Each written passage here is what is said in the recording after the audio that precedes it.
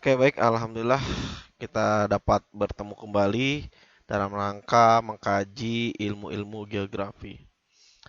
Baiklah, sebelum kita mulai pembelajaran kita pada hari ini, ada baiknya kita berdoa terlebih dahulu. Mudah-mudahan apa yang akan kita kaji di hari ini Allah berikan kemudahan kepada kalian, Allah berikan suatu yang bermanfaat untuk kalian dan ilmunya melekat dalam otak kalian. Berdoa di rumah masing-masing dimulai.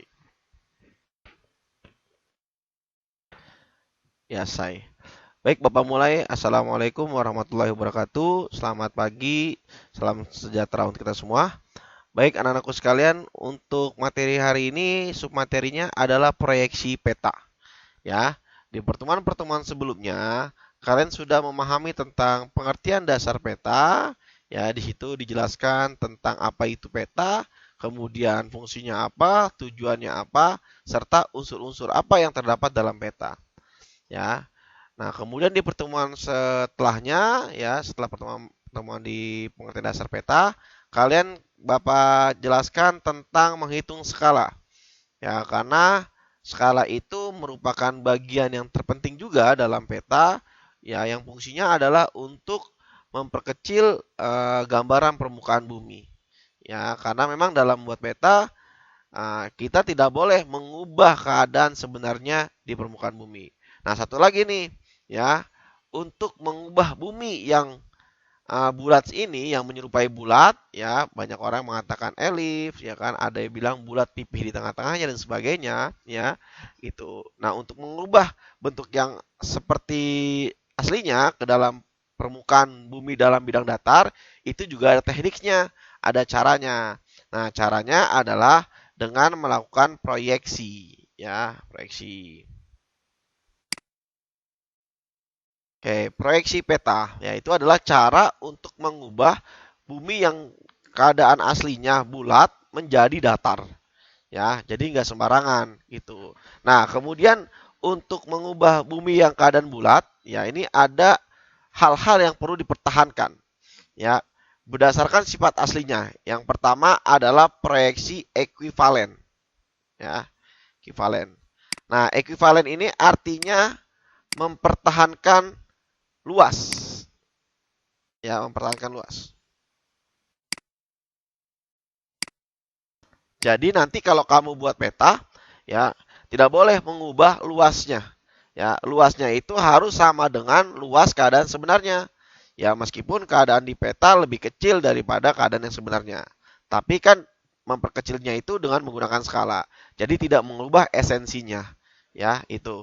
Nah, kemudian yang kedua yang harus kamu pertahankan adalah konform. Ya, konform bentuk.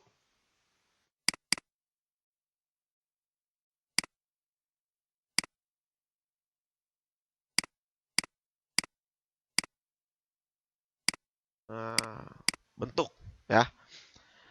Nah, di peta juga sama, ya. Bentuknya tidak boleh dirubah sesuai dengan aslinya. Kalau memang bentuknya Indonesia, Pulau Kalimantan contohnya, ya, yang agak seperti bebek itu, ya, maka di peta pun bentuknya harus seperti bebek juga. Ya, itu. Nah, yang terakhir adalah equidistant. Ya, distant kata dasarnya. Artinya apa? Jarak.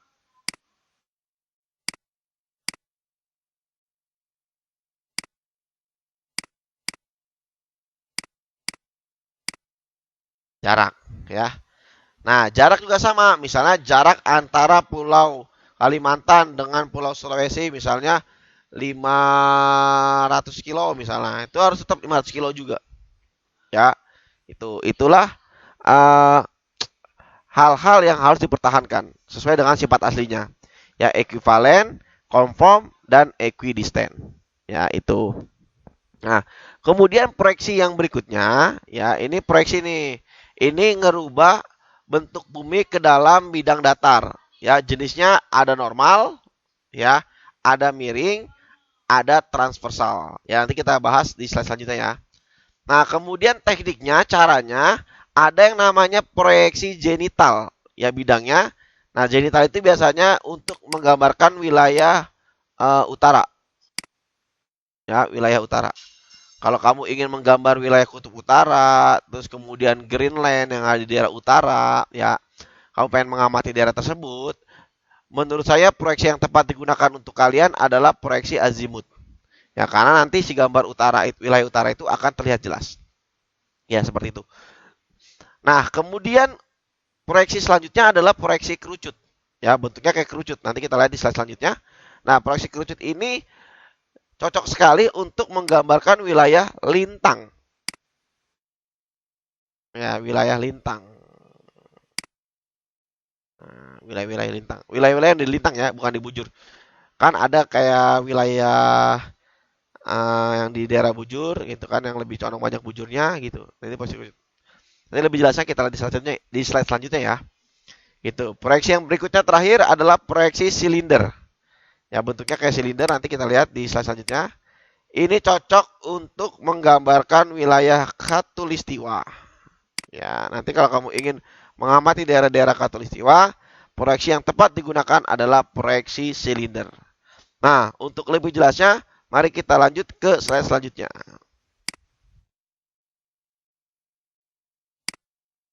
Nah, ini adalah proyeksi yang tadi Bapak maksud.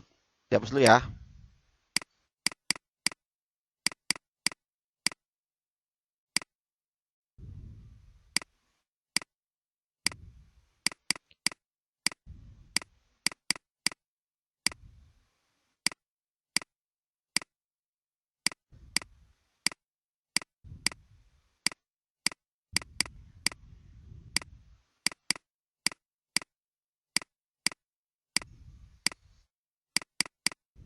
Oke, dah. Sip. Oke, ini ada proyeksi yang pertama adalah proyeksi azimut. Nah, tadi kan kamu masih ngebayangin ya, azimut tuh kayak gimana sih ya? Nah, azimut tuh bentuknya kayak gini. Ya, seolah-olah kerucut yang terbalik. Nah, kayak gini. Nih, ya, kerucut yang terbalik. Nih.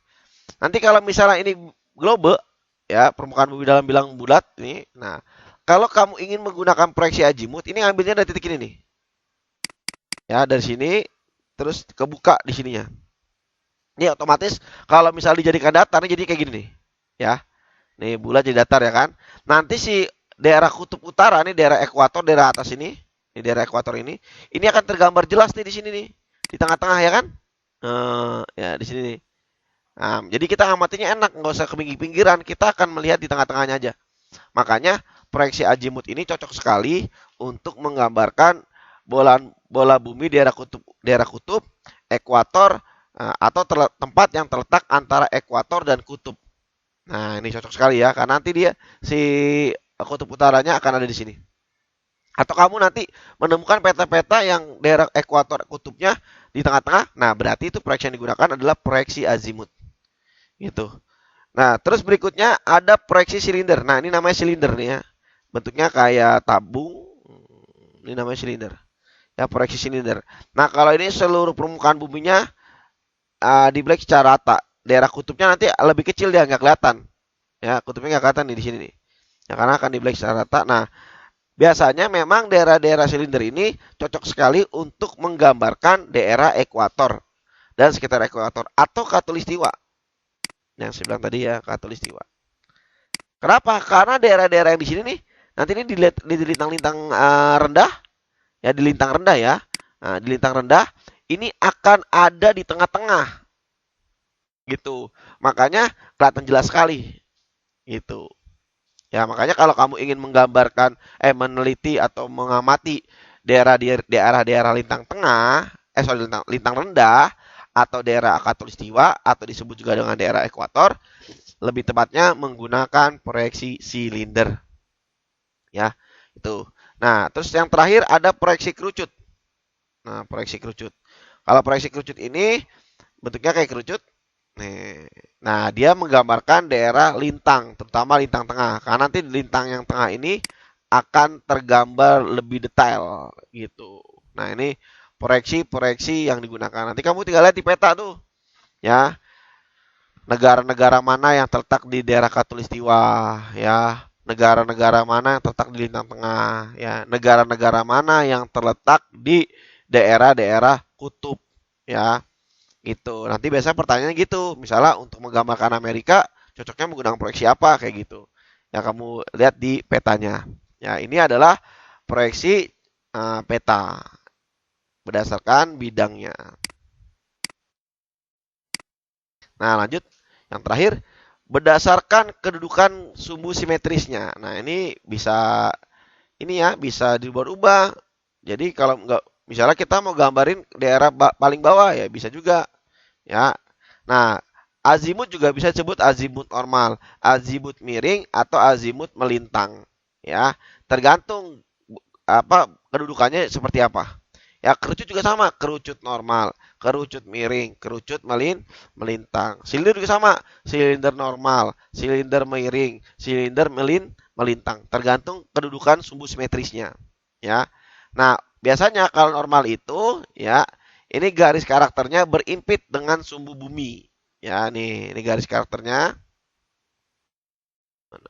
Oke, ini sumbu buminya, nih yang garis titik ini sumbu bumi. Ini berimpit ya, garis karakternya ini berimpit nih ya dengan sumbu bumi seperti itu.